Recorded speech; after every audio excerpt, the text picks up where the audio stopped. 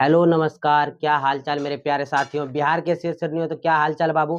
आज हम देखिए प्रीवियस ईयर एसएसटी में जो पूछा गया 2025 में एग्जाम हॉल में जो क्वेश्चन पूछा गया था बाबू, वही क्वेश्चन लेकर आए हैं हम। पूरा क्वेश्चन एकदम राइट 100% राइट आंसर कराने वाले हैं आपको, है ना। 5 से 6 अंक पक्का कर लेना आपका, क्योंकि बार बार ना बाबू जितना भी एग्जाम होता है ना उसका रिपीटेड आता है ना, क्वेश्चन रिपीट होता है बार बार, है ना। बिहार मैट्रिक 2026 का बाबू 2025 में पूछा गया प्रीवियस ईयर का क्वेश्चन है बाबू। हम कराते हैं आपको, है ना। लगातार जुड़े रहिएगा आप लोग, अंत तक वीडियो देखिएगा, अच्छा लगेगा दोस्तों में शेयर कर दीजिएगा, है ना। चैनल को कर लीजिएगा सब्सक्राइब और लाइक और कमेंट करना तो नहीं भूलिएगा। आपका एकदम कर्म है बाबू, ये कर्म आप कीजिए, मेरा कर्म है पढ़ाना, हम आपको पढ़ा रहे हैं ना।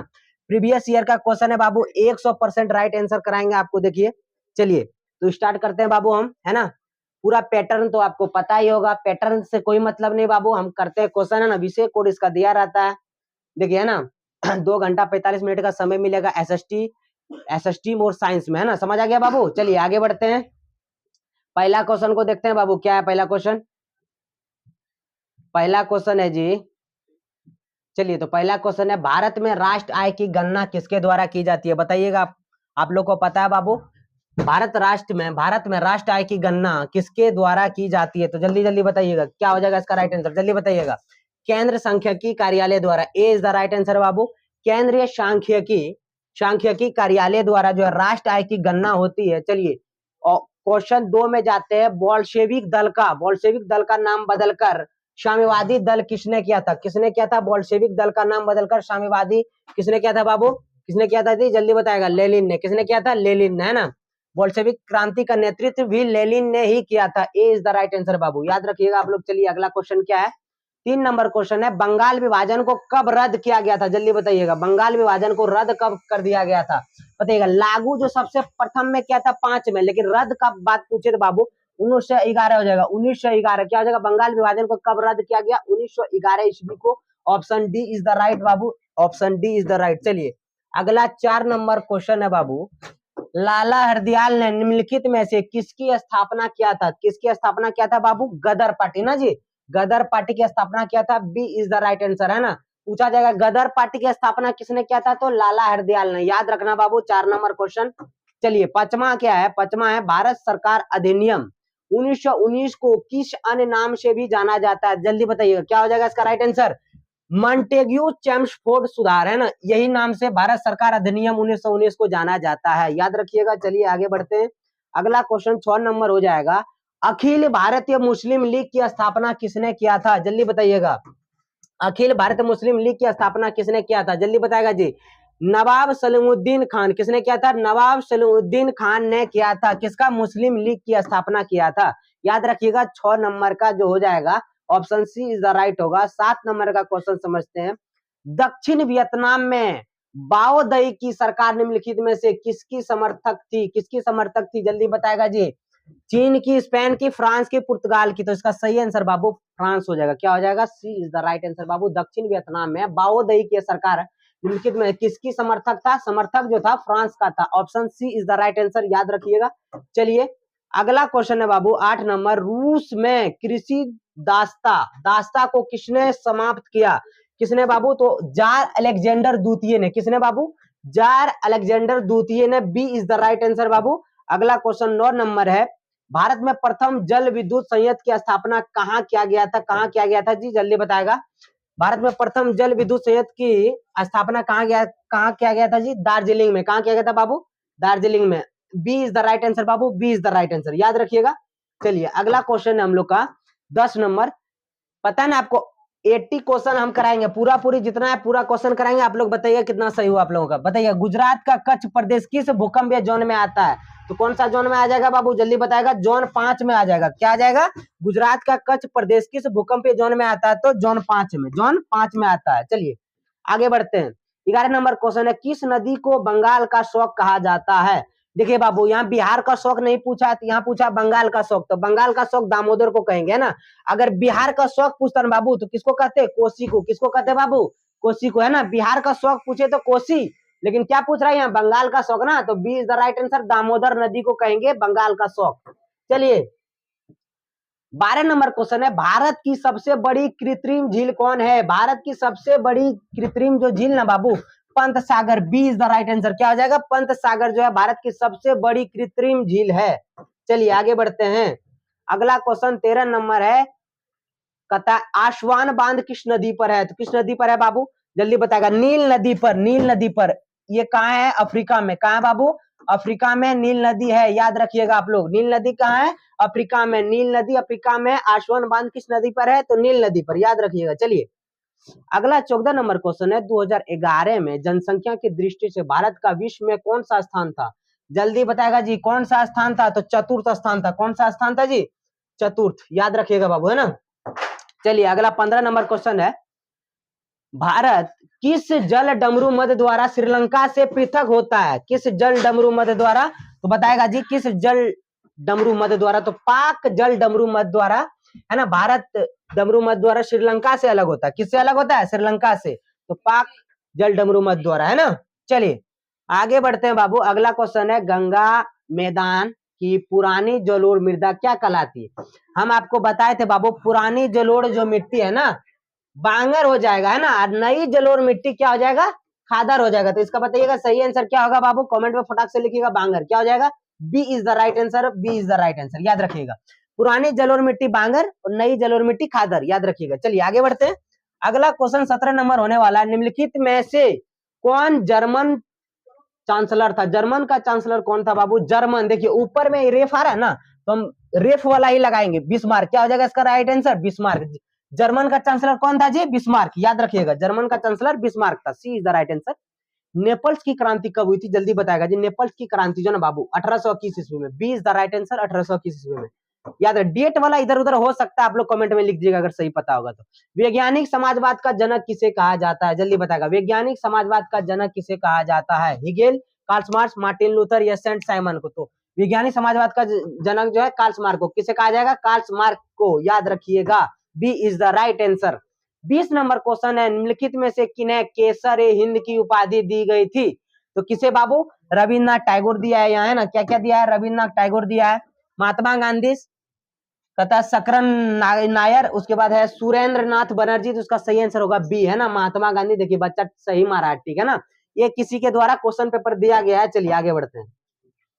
अगला क्वेश्चन 21 नंबर है, निम्नलिखित में से किस आंदोलन की शुरुआत दांडी मार्च से हुआ था? दांडी मार्च से किसका हुआ था बाबू? देखिए ये गलत मारा है ना, ये असहयोग आंदोलन नहीं होगा बाबू, सविनय अवज्ञा आंदोलन हो जाएगा। ए इज द राइट आंसर। निम्नलिखित में से किस आंदोलन की शुरुआत दांडी मार्च से हुई थी? दांडी मार्च से स्टार्ट हुआ था सविनय अवज्ञा आंदोलन, है ना। चलिए तो इसमें क्या हुआ था? नमक आंदोलन हुआ था, है ना। समझ रहे हैं आप लोग। चलिए आगे बढ़ते हैं। किसने किया था? तो महात्मा गांधी ने, याद रखिएगा। 22 नंबर क्वेश्चन है, अमृत बाजार पत्रिका, अमृत बाजार पत्रिका किस भाषा का समाचार पत्र था?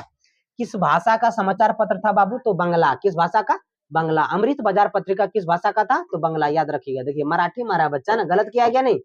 चलिए आगे बढ़ते हैं। 23 नंबर, अखिल भारत ट्रेड यूनियन कांग्रेस की स्थापना कब हुआ था? ये सही मारा है ना जी, ये सही माना है। 1881, 1920, तो सही बताइएगा इसका 1881, 20 द राइट आंसर। चलिए आगे बढ़ते हैं। अगला है सोवियत संघ का विघटन कब हुआ? कब हुआ जी? इसका बताइएगा। इसका सही आंसर क्या हो जाएगा? 1990, 1991, 1985, 1968। इसका क्या हो जाएगा जी? 1991। क्या हो जाएगा इसका? 1991, याद रखिए। 20 द राइट आंसर। आगे बढ़ते हैं। अगला क्वेश्चन है, सबसे लंबा राष्ट्रीय जलमार्ग कौन सा? इसमें भी सही मारा है, राष्ट्रीय जलमार्ग 1। सबसे लंबा राष्ट्रीय जलमार्ग पूछा जाएगा तो यही हो जाएगा, ए इज द राइट आंसर। चलिए आगे बढ़ते हैं। 26 नंबर है, सरिस्का वन्य जीव अभ्यारण्य कहाँ स्थित है? जल्दी बताएगा। सरिस्का जीव अभ्यारण्य कहाँ स्थित है? जल्दी बताएगा जी, कहाँ है? कहाँ हो जाएगा? ओडिशा में। क्या हो जाएगा? ओडिशा में कि राजस्थान में? जल्दी बताएगा। ओडिशा, ए इज द राइट आंसर बाबू। सरिस्का वन्य जीव अभ्यारण्य कहाँ? ओडिशा में, याद रखिएगा। चलिए अगला है केगा, केगा परमाणु विद्युत संयंत्र कहाँ स्थित है? ये तमिलनाडु में। कहाँ है जी? तमिलनाडु में। केगा पूछा जाए तो तमिलनाडु में, याद रखिएगा। चलिए आगे बढ़ते हैं। अगला है भारत में सार्वजनिक क्षेत्र के कितने तेल, है ना, तेल परिष्करण केंद्र कार्य करता है? तो कितने हो जाएगा बाबू? 18। कितना? 18 is the right answer. A is the right answer, है ना। भारत में सार्वजनिक क्षेत्र में कितने तेल परिष्करण केंद्र कार्य करता है? तो 18, 18 इज द राइट आंसर। चलिए आगे बढ़ते हैं। अगला क्वेश्चन है हम लोग का 29 नंबर। 29 नंबर बाबू, ब्रह्मपुत्र नदी तिब्बत में किस नाम से जानी जाती है? तो उसको कहेंगे सांगपो नदी। तिब्बत में किस नाम से जानी जाती है? सांगपो नदी। ब्रह्मपुत्र नदी को तिब्बत में जो है ना सांगपो नदी कहते हैं, है ना। समझ आ रहा है? चलिए आगे बढ़ते हैं बाबू। 30 नंबर क्वेश्चन है, भारत की सबसे पुरानी तेल शोधक इकाई कौन सी है? तेल शोधक इकाई पूछ रहा है तो बाबू सबसे पुरानी पूछ रहा है ना, तो डिबगुरु, क्या डिबगुरु है ना, डिबगढ़ है ना, क्या हो जाएगा बाबू, Dibrugarh. C is the right answer, pronunciation थोड़ा गलत हो गया, डिब्रूगढ़, क्या हो जाएगा इसका right answer, C is the right answer, Dibrugarh, याद रखिएगा। चलिए आगे बढ़ते हैं। निम्नलिखित में से कौन रोपण फसल है, तो रोपण फसल ना बाबू चाय भी रोपते हैं, रबड़ का भी खेती होता है, गन्ना का भी है होता है। चलिए तो इसका राइट आंसर डी हो जाएगा, D is the right answer Babu. 32 number question है, पूरा पूरी 80 क्वेश्चन है, आपको 32 तक लेकर आ चुके हैं हम लोग। प्राकृतिक गैस किस खनिज के साथ पाई जाती है, तो बताइएगा प्राकृतिक गैस किस खनिज के साथ पाई जाती है, तो पेट्रोलियम, हमारा सही है बाबू। तो इसका नाम एक और है प्राकृतिक गैस है ना, प्राकृतिक गैस है ना, प्राकृतिक गैस भी कहते हैं इसी को, पेट्रोलियम को, याद रखिएगा है ना। प्राकृतिक गैस किस खनिज के साथ पाया जाता है, तो पेट्रोलियम, पेट्रोलियम के साथ, याद रखिएगा। चलिए बिहार में जीवन यापन का मुख्य स्रोत क्या, अगर बिहार में आइएगा तो बताइए जीने के लिए हमको क्या करना पड़ेगा, उद्योग तो नहीं कर सकते हम, है ना, व्यापार भी नहीं कर पाएंगे, हमको कृषि पर आधारित रहना होगा ना बाबू। कृषि पर जब तक ना बिहार में रहेंगे तो खाएंगे क्या, है ना, याद रखिएगा। इसलिए बिहार में ज्यादातर कृषि होता है, खेती होता है। निम्नलिखित में से क्या आर्थिक गतिविधि नहीं है, आर्थिक का मतलब होता है जिससे कुछ काम धंधा कर सकते हैं, कृषि में काम धंधा होता है, संचार में काम होता है, परिवहन होता है, लेकिन गरीबी ये ना आर्थिक आर्थिक गतिविधि नहीं है बाबू, गरीबी आर्थिक गतिविधि नहीं है। 34 का सी राइट हो जाएगा। चलिए आगे बढ़ते हैं, अगला क्वेश्चन हो जाएगा 35 नंबर, मुद्रा का प्राथमिक कार्य क्या है ना, मुद्रा का प्राथमिक कार्य क्या है बताएगा, मूल्य का संचयन हो जाएगा है ना, विनिमय का माध्यम हो जाएगा, तो D is the right answer बाबू, D is the right answer, A और सी दोनों हो जाएगा इसमें, मूल्य का संचयन होता है, विनिमय का माध्यम होता है। चलिए आगे बढ़ते हैं। 36 नंबर है, निम्नलिखित में से कौन दीर्घकालीन ऋण प्रदान करता है, तो एक बैंक का नाम है जो बहुत लंबे समय तक ऋण देता है, कर्जा देता है, तो भूमि विकास। इसी का एक और नाम है बाबू बंधक बैंक, इसका नाम और क्या है, बंधक बैंक, याद रखिएगा बंधक बैंक, बहुत वीवीआई क्वेश्चन है बाबू। निम्नलिखित में कौन दीर्घकालीन ऋण देता है, तो कौन, भूमि विकास बैंक, इसी का एक और नाम है बंधक बैंक, याद रखिएगा बाबू, याद रखिएगा। चलिए अगला है, निम्नलिखित में से क्या हो, क्या है, क्या गैर आर्थिक आधारभूत संरचना का अंग है, कौन सा बाबू, तो कौन सा हो जाएगा, शिक्षा, क्या हो जाएगा, शिक्षा is the right answer, B is the right answer, गैर आर्थिक आधारभूत संरचना तो शिक्षा हो जाएगा। चलिए आगे बढ़ते हैं बाबू। अगर ज्यादा आप लोग को माइक में आवाज आ रही है तो इसके लिए क्षमा करें बाबू, क्योंकि कुछ नहीं कर सकते हम। वैश्वीकरण के परिणाम स्वरूप विभिन्न देशों के बीच निम्नलिखित में से किसका निर्बाधन प्रवाह होता है, तो किसका होता है बाबू, सबका, पूंजी का भी होता है, श्रम उद्योग का, प्रौद्योगिकी का, श्रम का, उद्योग रहता है तो उद्योग का भी। चलिए तो इनमें से सभी हो जाएगा, D is the right answer बाबू, D is the right answer. चलिए आगे बढ़ते हैं। अगला है, सरकार द्वारा आर्थिक क्रियाओं पर अनावश्यक नियंत्रणों एवं प्रतिबंधों को हटाना क्या कहलाता है, तो उसको हटाना ना बाबू उदारीकरण कहलाएगा, क्या कहलाएगा, उदारीकरण, C is the right answer, C is the right answer, याद रखिएगा 39 का। चलिए अगला क्वेश्चन है 40 नंबर, वस्तु या सेवा का मूल्य या क्षतिपूर्ति राशि 1 करोड़ से अधिक होने पर उपभोक्ता कहाँ शिकायत है ना कर सकता है, तो कहाँ शिकायत करेगा बाबू, कहाँ शिकायत करेगा जी, जल्दी बताएगा, कहाँ शिकायत करेगा, कहाँ करेगा जी, राष्ट्र आयोग में करेगा। क्या बोल रहा है, 1 करोड़ से अधिक ना, जब 1 करोड़ से अधिक का बात बोलेगा तो हम राष्ट्र आयोग मानेंगे, है ना। अगर देखो 20 लाख से ज्यादा है ना, 20 लाख से ज्यादा और 1 लाख से क्या करेगा, 1 करोड़ से कम, सॉरी 1 करोड़ से कम बोलेगा, है ना, करोड़ से 1 करोड़ से कम, अब 20 लाख से ज्यादा तब हो जाएगा राज्य आयोग, लेकिन बोल रहा है 1 करोड़ से अधिक तो कहाँ हो जाएगा, राष्ट्र आयोग, क्या हो जाएगा, 1 करोड़ से जहां अधिक हो गया वहां चला जाएगा राष्ट्र आयोग में, लेकिन 1 करोड़ से नीचे और 20,000 के ऊपर, 20 लाख के ऊपर, सॉरी 20 लाख के ऊपर 1 करोड़ के बीच में रहेगा तो उसका बोलेंगे राज्य आयोग द्वारा, है ना। चलिए समझ आ गया इतना सा। 41 नंबर है, सर्वोत्तम कोयले का प्रकार कौन सा है, सही टिक मारा है, एंथ्रासाइट सर्वोत्तम है, खराब बोलेगा तो पीट, खराब कोयले का सबसे खराब प्रकार यही पीट है बाबू, है ना, पीट बहुत खराब है, लेकिन पूछ रहा है सर्वोत्तम मतलब अच्छा होता है, अच्छा हो जाएगा एंथ्रासाइट, क्या हो जाएगा, anthracite, C is the right answer. चलिए आगे बढ़िए, ये सब रिपीटेड क्वेश्चन है, बार बार होने वाले क्वेश्चन है, रिपीट होने वाले। कुशेश्वर स्थान अभ्यारण्य कहाँ है, तो बताओ बाबू कुशेश्वर कहाँ है बाबू, दरभंगा में, याद रखिए। इसका एक ट्रिक हम आपको बताते हैं, कुश जब गढ़ जाने को ना बाबू तो दर्द देगा और भंग जाएगा, है ना, फूल जाने के बाद भंग जाता है, तो क्या हो जाएगा, कुशेश्वर कहाँ हो जाएगा, दरभंगा में। बड़ा ट्रिक अच्छा है बाबू, इसको याद कर लीजिएगा, दर्द देगा, कुश गढ़ने के बाद दर्द होता है फिर भंग जाता है, तो कहाँ हो जाएगा कुशेश्वर स्थान, दरभंगा में, याद रखिएगा। चलिए आगे बढ़ते हैं, 20 द राइट आंसर इसका। 43 नंबर क्वेश्चन है, समोच्च जुताई कहाँ की जाती है, बढ़िया जुताई कहाँ होगा बाबू बताओ, मैदानी क्षेत्र में, तटीय क्षेत्र में, पहाड़ पे जोतते किसी को देखे हो जी? नहीं ना, तो इसका सही आंसर हो जाएगा मैदानी क्षेत्र। जहां मैदानी समतल भूमि रहेगा वही ना जोताई होगा जी। तो समोच्च जोताई जो होगा ना मैदानी क्षेत्र में होगा, याद रखिएगा।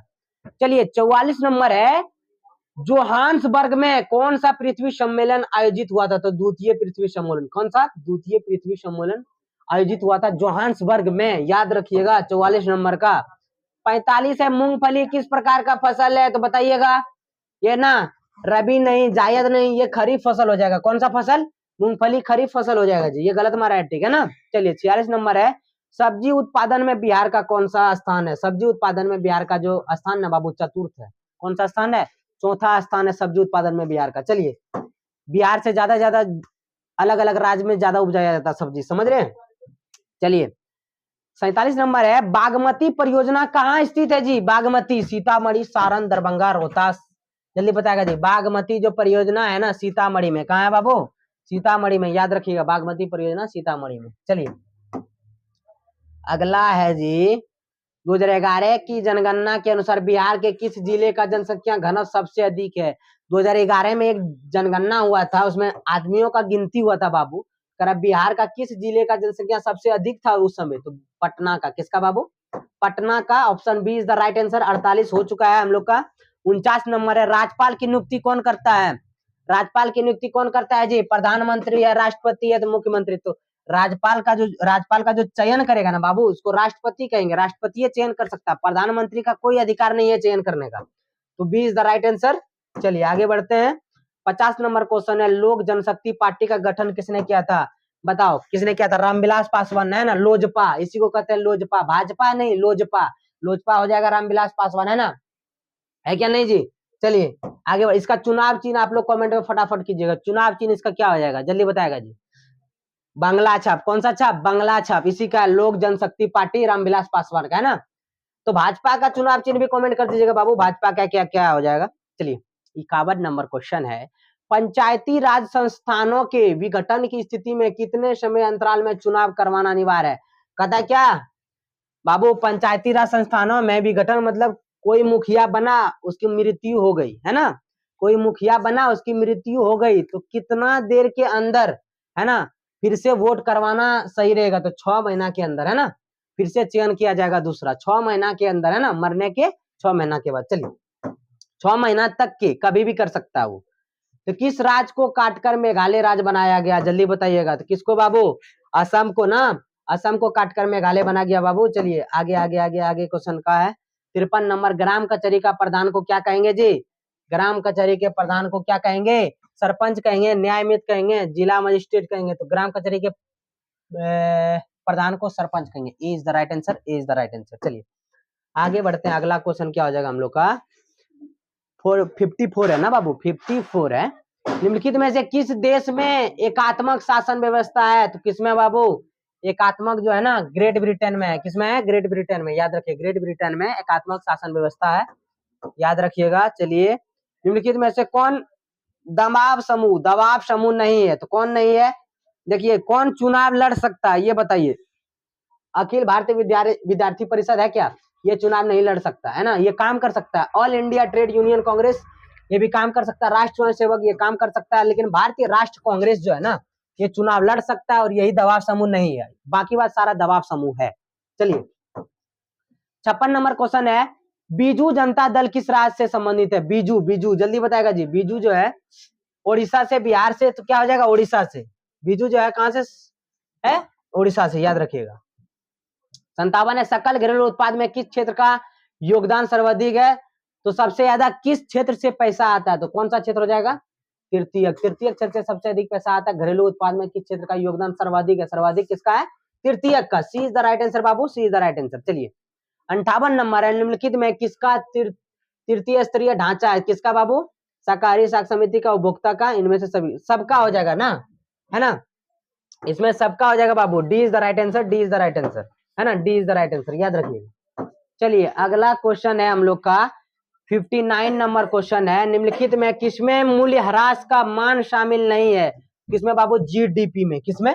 जीडीपी में जो है ना, मूल्यह्रास का मान शामिल नहीं है। चलिए आगे बढ़ते हैं। अगला क्वेश्चन 60 नंबर है, और यहाँ से 20 क्वेश्चन रह जाता है बाबू, उसको भी कराएंगे अभी। भारत आर्थिक सुधारों में किसे शामिल किया गया है, तो किसे शामिल किया गया है, उदारीकरण, वैश्वीकरण, निजीकरण, तो सही बताइएगा इसका सही आंसर क्या आ जाएगा, इनमें से सभी, है ना, सबको जो है सुधारों में शामिल किया गया है। चलिए आगे बढ़ते हैं, अगला क्वेश्चन है हम लोग का, पूंजी का परिश्रमी क्या कहलाता है। पूंजी से हम बताए थे पूंजी का ब्याज हो जाएगा ना, पूंजी का क्या होगा, जब पूंजी लगाएंगे तो ब्याज मिलेगा। चलिए आगे बढ़ते हैं, अगला क्वेश्चन है 62 नंबर, निम्नलिखित में से किस संपत्ति की तरलता सबसे कम है, तो किसका बाबू, अचल, अचल संपत्ति का जो है ना तरलता सबसे कम है। चलिए 62 का सी हो जाएगा, 62 का सी हो जाएगा। चलिए 63 का जवाहर रोजगार योजना कब शुरू हुआ था, जल्दी बताएगा जी, 1991, 89, जल्दी बताएगा, जवाहर रोजगार योजना 1991 ना, option D is the right answer बाबू। चलिए आगे बढ़ते हैं, डेट में अगर थोड़ा गलती हो जाए तो आप लोग सुधार लीजिएगा, पहले बता दिया आपको। निम्नलिखित में किसका गठन आर्थिक नियोजन में राज्यों की भागीदारी सुनिश्चित करने के लक्ष्य से हुआ था, किसका बाबू, योजना आयोग, राष्ट्रीय विकास परिषद, नाबार्ड या मुद्रा बाजार, तो इसका सही आंसर क्या हो जाएगा, जल्दी बताएगा जी। निम्नलिखित में किसका गठन आर्थिक नियोजन में राज्यों की भागीदारी सुनिश्चित करने के लिए लाया गया था, किसका बाबू, राष्ट्रीय विकास परिषद, B is the right answer, B is the right answer. चलिए 65 नंबर है, पेरिस की, अरे बाबू सुनेगा, 65 नंबर है, पेरिस की प्रधान सड़कों की योजना किसने बनाई थी, किसने बनाया था, बेरन हॉशमैन ने, किसने बनाया था, बेरन हॉशमैन ने, याद रखिएगा बेरन हॉशमैन ने बनाया था। 66 नंबर है, गांधी जी ने साबरमती आश्रम की स्थापना कहाँ किया था, कहाँ किया था बाबू, कहाँ किया था जी, जल्दी बताएगा। सॉरी बाबू रुक जाना, 1 मिनट, 1 मिनट जी, 1 मिनट, है ना, अब बताएगा जी, जल्दी बताएगा। गांधी जी ने साबरमती आश्रम की स्थापना कहाँ किया था, गांधीनगर, सूरत, अहमदाबाद, बड़ोदरा, तो इसका सही आंसर होगा अहमदाबाद ने महात्मा गांधी ने किया था साबरमती आश्रम की स्थापना, तो 1915 ईस्वी में, याद रखिएगा आप लोग, 1915 ईस्वी में अहमदाबाद में साबरमती आश्रम का स्थापना महात्मा गांधी ने किया था। चलिए आगे बढ़ते हैं, 67 नंबर, सेडान के युद्ध में किसकी पराजय हो गई थी, कौन हार गया था जी, फ्रांस ने हार गया था, तो A is the right answer, Sedan के युद्ध में फ्रांस ने हारा था। चलिए निम्नलिखित में किसने अपने देश में अनिवार्य सैन्य सेवा लागू किया था, किसने बाबू, किसने किया था, कहता है किसने देश में अनिवार्य सैन्य लागू किया था, तो बिस्मार्क होगा कि मेजनी होगा, है ना, बिस्मार्क हो जाएगा, इसका सी आंसर होगा राइट। चलिए आगे बढ़ते हैं, अगला हो जाएगा 69 में, फ्रांस में किस शासक वंश की पुनः स्थापना वीना कांग्रेस द्वारा किया गया था, देखिए मॉडल पेपर में भी शायद ये क्वेश्चन आया था, तो बुर्बो वंश, है ना, याद रखिएगा, ये सब क्वेश्चन रिपीटेड होने वाले, इसलिए आपको रिपीट पे ध्यान देना है। आर्थिक नियोजन किसके देन है, बताएगा जी, रूस का ना, रूस का है, रूसी क्रांति का देन है आर्थिक नियोजन, याद रखिएगा। चलिए आगे बढ़ते हैं, अगला क्वेश्चन, भारत में सर्वप्रथम आधुनिक सूती कपड़े का मिल कहाँ स्थापित किया गया था, यहाँ बोल रहा है आधुनिक, अगर आधुनिक ना रहता, सिर्फ रहता भारत में सर्वप्रथम सूती कपड़े का मिल कहाँ स्थापित किया गया था, तो कलकत्ता होता, लेकिन आधुनिक देकर फंसाया गया क्वेश्चन है बाबू, तो जब आधुनिक दे देना तो आपको मारना होगा बंबई, कहाँ, Bambai, B is the right answer. चलिए आगे बढ़ते हैं आगे 72 नंबर बाबू, हो ची मिन कहाँ का शासक था जी, हो ची मिन कहाँ का जी, जल्दी बताएगा, दक्षिणी वियतनाम, उत्तरी वियतनाम, कंबोडिया, तो क्या हो जाएगा इसका, दक्षिणी वियतनाम, कहाँ का था, दक्षिणी वियतनाम, याद रखिएगा। चलिए 73 नंबर है, शोधकारी संगठन कहाँ स्थापित हुआ था, जल्दी बताएगा, राजस्थान, बिहार, उत्तर प्रदेश, महाराष्ट्र, तो कहाँ हुआ था जी, महाराष्ट्र में, कहाँ हुआ था, महाराष्ट्र में, याद रखिएगा। चलिए आगे बढ़ते हैं, अगला क्वेश्चन है, अगला क्वेश्चन है बाबू 74 नंबर क्वेश्चन, 73वां संवैधानिक संशोधन निम्नलिखित में से किससे संबंधित है, तो किससे संबंधित है जी, पंचायती राज से राष्ट्रपति चुनाव से हो जाएगा, ए इज द राइट आंसर, पंचायती राज से 73वां संवैधानिक संशोधन जो है संबंधित है। चलिए आगे बढ़ते हैं, कहता है राज्य पुनर्गठन आयोग 1953 का गठन किसकी अध्यक्षता में हुआ था, तो क्या हो जाएगा, फजल अली के अध्यक्षता में हुआ था, A is the right answer बाबू, A is the right answer. चलिए आगे बढ़ते हैं 76 नंबर क्वेश्चन, निम्नलिखित में से किस शहर में नगर निगम की स्थापना हो चुकी है, देखो बाबू नगर निगम का बात बोला ना, बड़ा खतरनाक सवाल है, भागलपुर में भी नगर निगम है ना, सीतामढ़ी में भी है, गोपालगंज में भी है, रोहतास में भी है, बताओ इसमें क्या मारे हैं,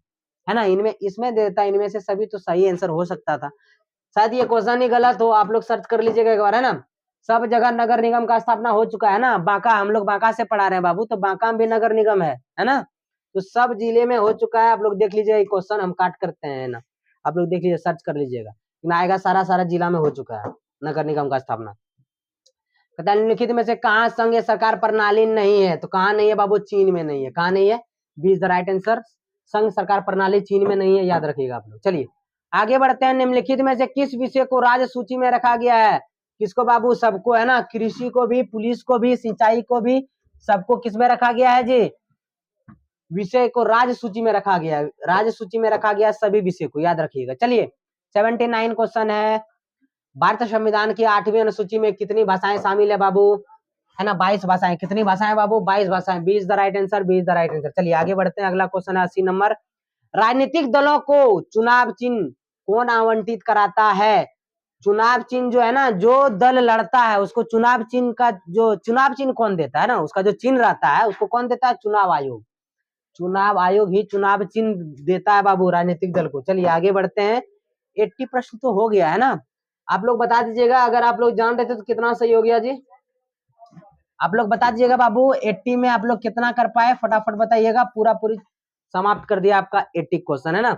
जो भी गलती होगा आप लोग कमेंट में कर दीजिएगा, हम पिन करके देख लेंगे ना, पिन कर देंगे आपका पहला नंबर कमेंट, उसके बाद देखेंगे हम, है ना, समझेंगे उसको क्या आखिर गलत है।